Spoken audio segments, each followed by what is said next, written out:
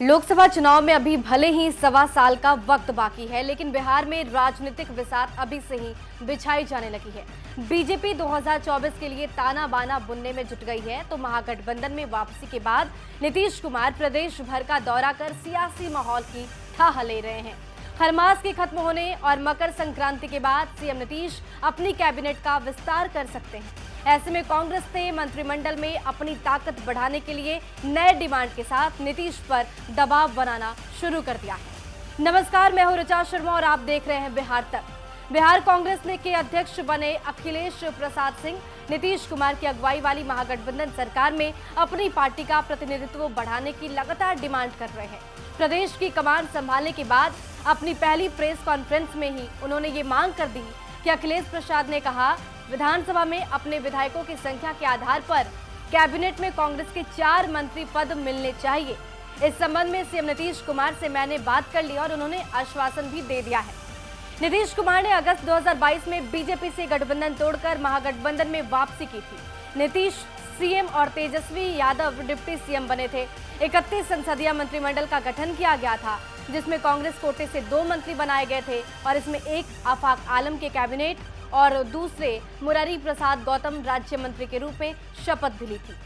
RJD कोटे से 16, JDU से 11, हिंदुस्तानी अवाम मोर्चा सेकुलर के पास 1 और 1 निर्दलीय विधायक मंत्री बने थे। बिहार विधानसभा सदस्यों के आधार पर कुल 36 मंत्री बन सकते हैं। मौजूदा समय में 31 संसदीय कैबिनेट है, जिसके चलते अभी 5 और मंत्री बनाए जा सकते हैं। कांग्रेस के 19 विधायक हैं और उनके 2 मंत्री बने थे। ऐसे में कांग्रेस नीतीश कैबिनेट में 2 मंत्री और चाहती है। अखिलेश प्रसाद सिंह बिहार में पार्टी की कमान संभालते ही महागठबंधन सरकार में पार्टी की ताकत बढ़ाने को लेकर लगातार जुटे हुए हैं। माना ये भी जा रहा है कि मुख्यमंत्री नीतीश कुमार मकर संक्रांति के बाद अपने मंत्रिमंडल के विस्तार और फेरबदल कर 2024 के चुनाव के समीकरण को साधने का दांव भी चल सकते हैं।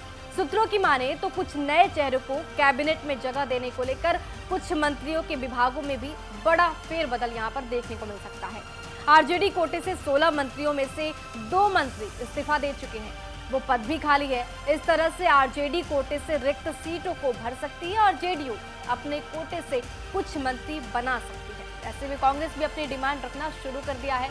भारत जोड़ो यात्रा के दौरान भागलपुर में मीडिया से बात करते हुए अखिलेश प्रसाद ने कहा था कि मकर संक्रांति के बाद होने वाले कैबिनेट विस्तार में कांग्रेस के 2 अन्य विधायकों को मंत्री बनाया जाना चाहिए। इस बात को नीतीश कुमार ने भी कई बार कहा है और उन्होंने इसके लिए आश्वासन भी दे दिया। इतना ही नहीं, उन्होंने ये भी कहा कि लोकसभा चुनाव में सीट बंटवारे के लिए मार्च में विचार विमर्श किया जाएगा। इस तरह से देखिए कि बिहार में कैबिनेट गठन को लेकर भी सियासी दांव चले जा रहे हैं। ऐसे में देखना होगा कि कांग्रेस की डिमांड कितनी पूरी होती है।